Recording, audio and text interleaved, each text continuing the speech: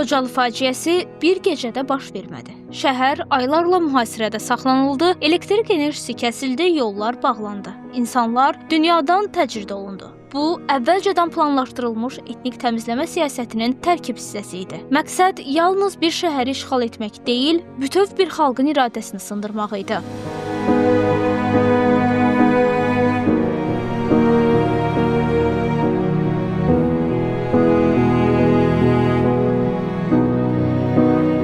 ...1992-ci il fevralın 25-dən 26-sına keçən gecə Xocalı şəhəri mühasirəyə alındı. Şəhər ağır texnika və müasir silahlarla atəşə tutuldu. Evlər yandırıldı, insanlar amansızlıqla qətlə yetirildi.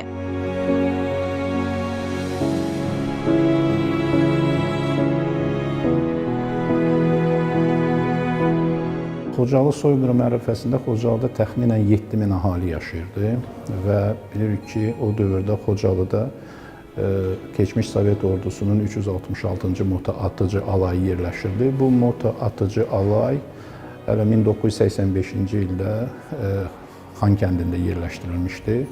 Alay Gəncədə olan deməli 23-cü hərbi desant diviziyanın bir hissəsi idi, hərbi hissəsi idi. Deməli, fevralın 25-dən 26-sına keçən gecə Xocalıya hücum olur. Həmin hücumda məhz 366-cı moto atıcı alay fəal iştirak edir. Həmin alayın tərkibində çoxlu sayda erməni zabit və əsgərləri var idi.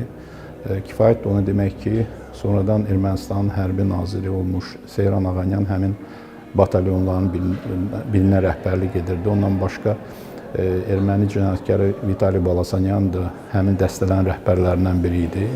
O gecə 613 nəfər, 63 uşaq, 106 qadın, 70 qoca yalnız Azərbaycanlı olduqlarına görə öldürüldü. 8 ailə tamamilə məhv edildi. 25 uşaq hər iki valideynini itirdi. 1275 nəfər əsir götürüldü, yüzlərlə insanın taleyi isə bugünədək naməlum olaraq qalır. Bu rəqəmlər yarımçıq qalan ömürlər, susturulan səslər, məhv olmuş taleylərdir.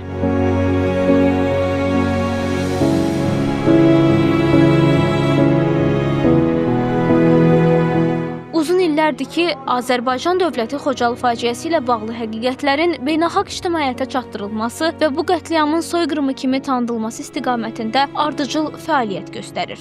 Times, Guardian, Le Monde, Rusiyanın İzvestiya qəzetlərinin müxbirləri öz gözləri ilə Xocalıda törədilən cinayətlərin şahidi olmuşlar. Sonradan dünya mətbuatına bu hadisələr çıxarılmışdı və onlar Xocalıda törədilən qırğınları İkinci Dünya müharibəsi vaxtı Alman faşistlərinin Yahudilərə, Slaviyalılara və digər xalqlara qarşı törətdikləri soyqırımı ilə müqayisə edirdilər.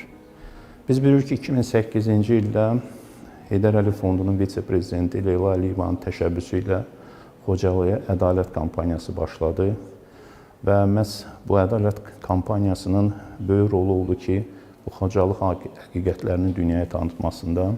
Tarix göstərdi ki, Azərbaycan xalqının iradəsini sındırmaq mümkün deyil. Bugün Xocalı artıq azaddır. İlham Əliyevin rəhbərliyi ilə Azərbaycan ordusunun qazandığı tarixi zəfər nəticəsində ölkəmizin ərazi bütövlüyü və suverenliyi tam bərpa olundu. Xocalı caniləri törətdikləri cinayət əməllərinə görə Azərbaycan qanunları qarşısında cavab verməli oldular.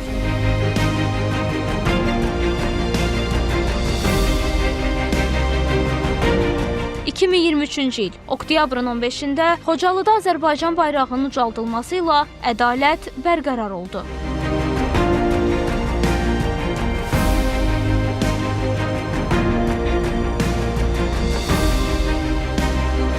Qalib xalq, qalib dövlət və qalib Ali Başkomandan bir mənalı olaraq erməni kökünü Azərbaycandan uzaqlaşdırdı. Erməni dəhşətini uzaqlaşdırdı və 1923-cü ildə Sovet Rusiyasının təzyiqi ilə yaradılan Dağlıq Qarabağ qurumunun da tarixin arxivində verdi. Bugün Azərbaycan qalib dövlətdir. Bugün Xocalı yenidən qurulur, Qarabağ yenidən qurulur. Bu bizim uğurumuz onunla yanaşı həm də bu bir ibrət tarixidir. Böyük qayıdış proqramı çərçivəsində sakinlər doğma torpaqlarına qayıdır, şəhərdə yeni evlər tikilir, məktəblər, sosial obyektlər istifadəyə verilir. Bir vaxtlar dağıdılmış şəhər indi yenidən canlanır. Xocalı təkcə keçmişin faciəsi deyil, həm də gələcəyin yaddaşıdır. Bu, Azərbaycan xalqının unutmadığı, unutmayacağı və ədaləti bərpa etdiyini göstərən canlı tarixdir.